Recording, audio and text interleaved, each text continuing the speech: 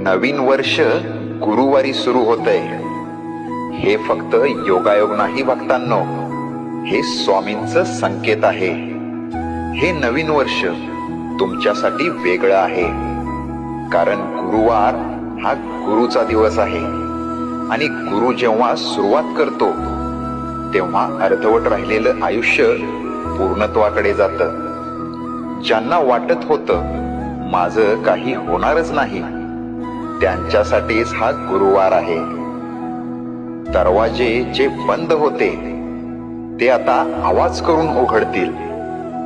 आता तुझं आयुष्य स्वामींच्या हातात आहे.